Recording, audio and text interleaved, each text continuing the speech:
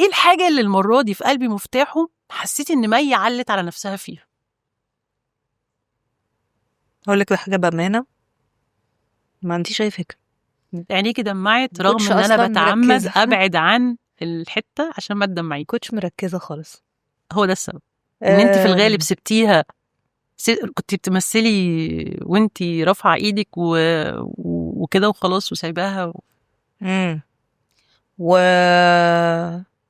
واستاذ تامر العظيم استاذ تامر محسن، انا بحبه قوي. هو اللي كان يعني بيحركني طول الوقت. هم. يعني ما كنتش هنا اصلا يعني. ف فاي شطاره، اي حاجه طالعه حلوه من الدور، اي حاجه في اي حاجه حصلت في الدور ده مش انا. لا ده انتي بس توفيق من عند بالشراكه الكبيره مع ربنا. الاستاذ تامر. واستاذ تامر هو اللي كان. استاذ تامر انا اشتغلت معاه تحت السيطره، اه. وعارفه ان هو انسان قبل ما يكون كمان مخرج مهم جدا. انسان عنده رادارات انسانيه كده، عنده مجسات انسانيه. انا بحس ان هو عنده رادارز كده، رادارات مشاعر. استاذ تامر مم. عنده ده، مم. صح؟ دي حقيقة. حسيتيها دي جربتيها؟ حقيقة. ايه اكتر مشهد في قلبي مفتاحه او سيكونس حسيتي فيه انه لولا تامر محسن كان ممكن ما يطلعش معاكي؟ يعني حصل تطوير لما اتناقشتوا واشتغلتوا عليه مع بعض وحصل اتصال كله. كل الدور. امم بقول لك ايه،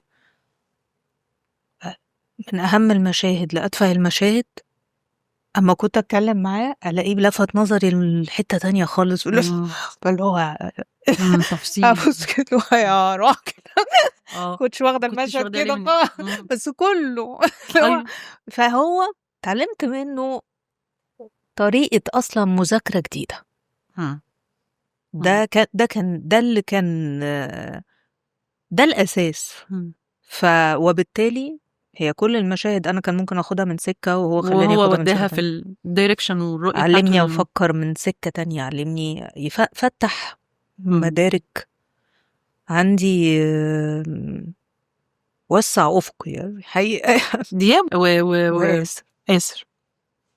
دياب عشرة عمر على فكرة. أنا دياب صاحبي جدا من سنين، واخدة عليه قوي. مم. وأصلا هزار يعني ما هو أنا يعني مشاكلي مع دياب هو إن أنا بس أعرف ما أضحكش يعني بس. مش ايوه. إن ربنا يكرم والمشهد يعدي من واخد غير ما أنا الموضوع جد. أضحك. آم، فكان نفعني قوي إن إحنا مع بعض في عمل، عشان كان بيفكني قوي. بينكوا مساحة كبيرة من اه. العشرة اه. وبيدي زي أنا بحس دايما الممثل لما بيخش لوكيشن وليه في حد عنده عشرة كبيرة معاه، مم. زي بيبقى مركز أمان، ايوه. نقطة ارتكاز آمنة كده. اه. أنا عايزة أقولك إن أنا فخورة بيك يا مي قوي. وكنت انتي وريهام أكتر اتنين قلبي سايبني كده وقاعد عندكم السنة دي، لأنه اللحظة اللي فيها الواحد بيفقد حد قريب منه جدا ومهم عنده جدا، بيفقد البوصلة أحيانا، وساعات يوصل حزنه يخليه يزهد، فما يبقاش فاهم له راس من رجلين. ومش عايز، مم. عارفة فكرة إن مش عايز يعني عادي مش فارقة. مم. إن انتي وريهام السنة دي قطعتوا الشوط ده، وانتي بالذات. ريهام كان عندها وقت برضو كويس، قدرت تتلملم شتاتها يعني. واحييها في كل مره كانت بتطلع فيها مش قادره تمسك نفسها بتبكي، سواء في بودكاست او في برنامج او كده، بس احييها في كل مره اصرت فيها ان هي تقف على رجلها، عشان لان انا مريت مم. بالتجربه دي قبل كده. هم يستاهلوا مم. مننا ان احنا نبقى كويسين. ربنا هو اللي بيبعت الحاجة، وربنا هو اللي بيمشي لك الدنيا، وربنا هو اللي بينجحك. وانتي اصلا في توقيت معين كده المفروض اللي يساعدك ان انتي تقومي مفكرة انه ما هو انا لو زعلت انا هزعل ربنا مني. مم. بس هو ده اللي بيخليكي بقى تحاولي تتعاملي وتشتغلي وتنزلي، يعني لان هيبقى قصدك اسمي ان انت لو معترضة. زعلتي، ايوه، مم. اعتراض، لو زعلتي كانك معترضه على اللي ربنا قدره. مم. بس فهو ده بقى. وبعدين اكبر حب في حتى حياتك ايه؟ هم الله يرحمه. انا بحس ان انت بتحبي ربنا اكتر من اي حاجه في الحياه.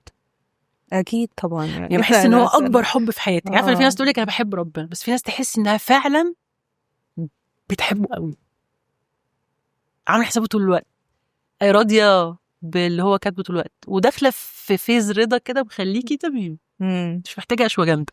لا انا لا شوغاندا عندي ناتشورال الحقيقه. صح.